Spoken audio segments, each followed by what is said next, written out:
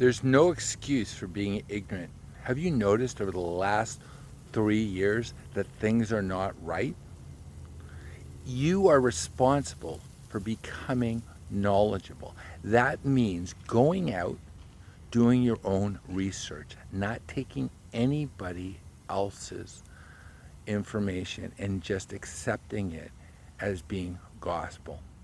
There are 5 reasons why we do not ask questions.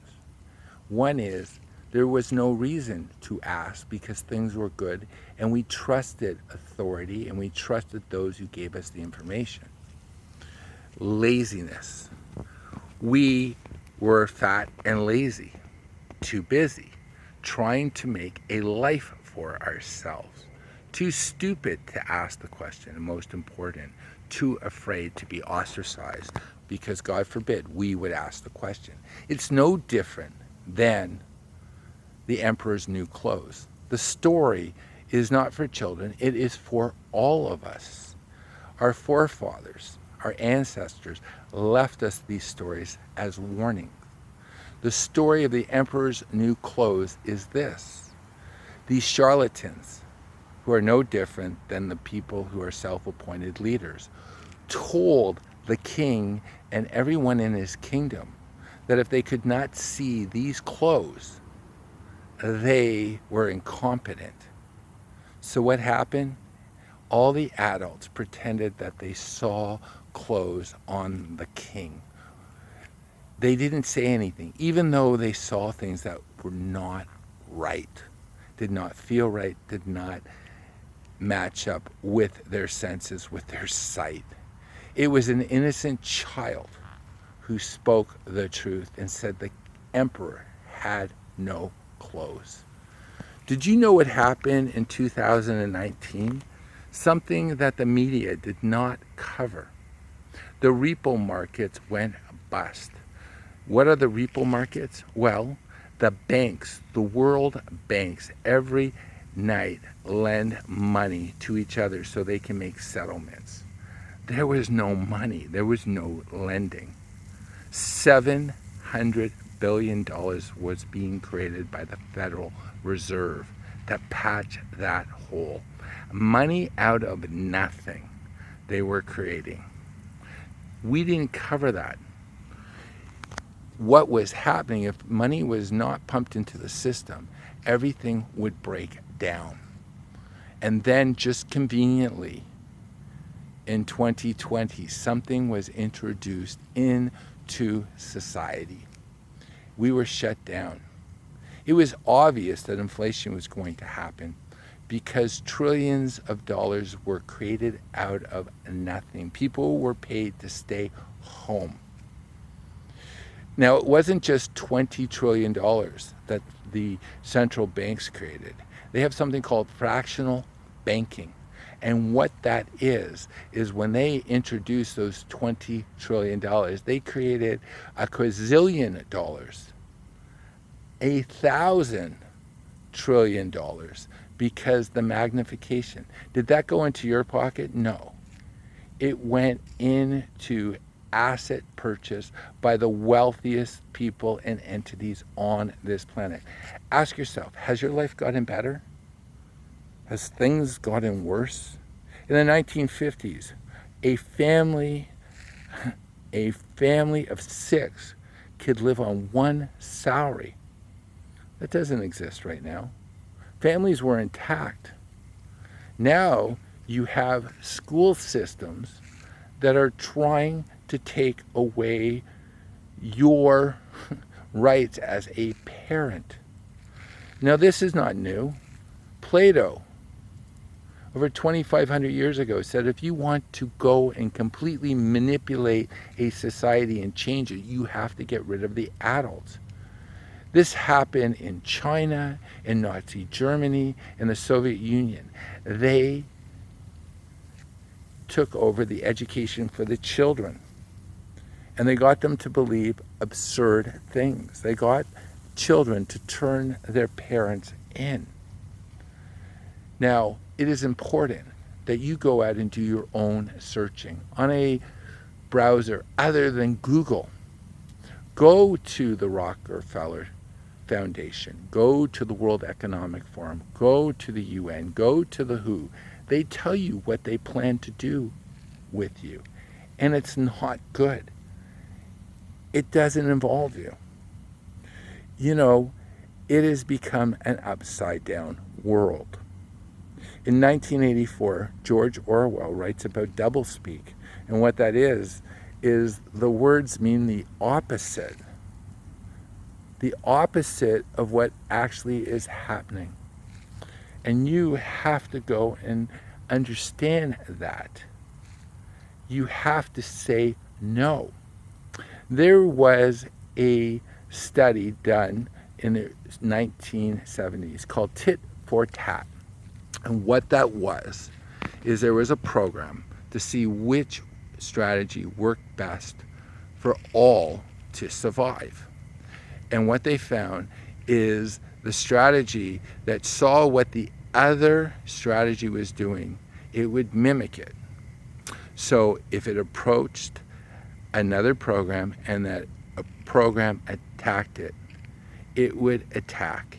And if that program approached a program that did not attack it, it did not attack. And by the end, those viruses, those strategies that attacked, were only surrounded by others who attacked. And those prospered, the strategies that actually basically were giving, that replicated other strategies that were similar to itself. That's humanity. Because do you know what a psychopath and a sociopath are? These are individuals that do not have shame or guilt. A psychopath has neither shame nor guilt. And a sociopath only has shame when it's caught. It has no guilt. If it can get away with it, it will. And when good people do not stand up because they are ashamed of being ridiculed, we all have night descend on us. It is for our children. You and I are the beneficiaries of our forefathers who made it so we could have these freedoms and sovereignty. They are probably rolling over in their graves because we become fat and lazy. If you look through history, societies fall exactly the way we are experiencing our current time. People do not speak up. They just go along to get along. Well, guess what? It's coming for you. You are being called upon to be courageous. And being courageous is contagious. If things are going to get better, we have to become human. We have to get off our phones. We have to do our research. We have to stand up and saying this does not make sense. And you need to embrace two basic human elements. One, your memory. Remember the way things were and ask yourself, is this the way things are supposed to be? Because in 2019, if I told you what was happening right now was going to happen, you would tell me I was a conspiracy theorist. I was crazy. You know where that word comes from?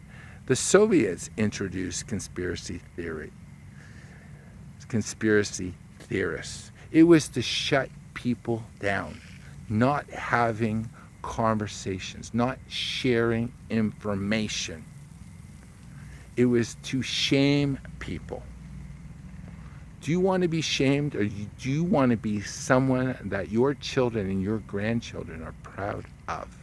Will you be a generation that when humanity wakes up, if we do ever wake up, that they will be proud that they are descended from you, or will they curse your grave? I've spent 30 years in the financial industry, and an area that I specialize is estate planning. I would go to conferences and hear how people had created such wealth, and they did no planning. They never thought about the next generation.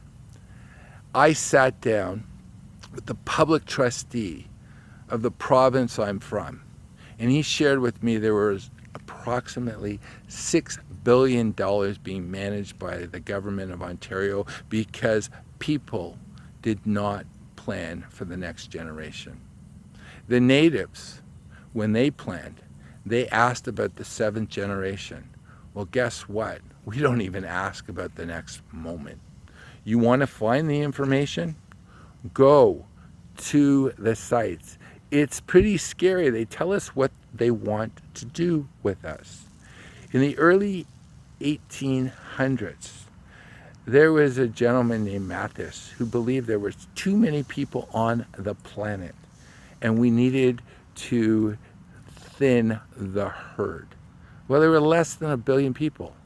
Humans are creative, and we can go make this world better. So it's up to you and me. No one else is going to save us. This is the lesson that if you are paying attention, you'll realize no one else is going to do it. There was an event that happened in New York in the 1960s. Jennifer Genovese. She was a bartender and she was going home. And she was attacked and she was stabbed and stabbed and stabbed. And the assailant left.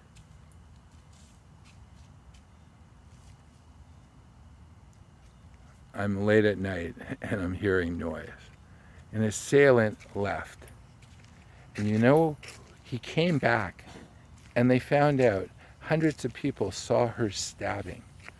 And when they questioned, you know what happened? They found out that people, they thought someone else was going to call.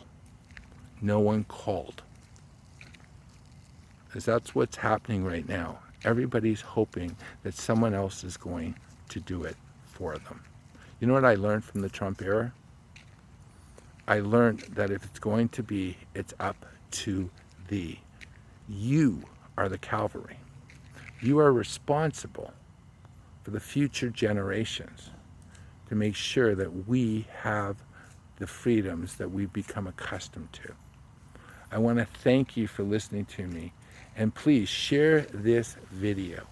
It is important that people be agitated to taking action. All tyrannies end when good people say, I will not acquiesce to evil. And you know what love is? It's moving towards good. Did you realize that evil spelt backwards is live?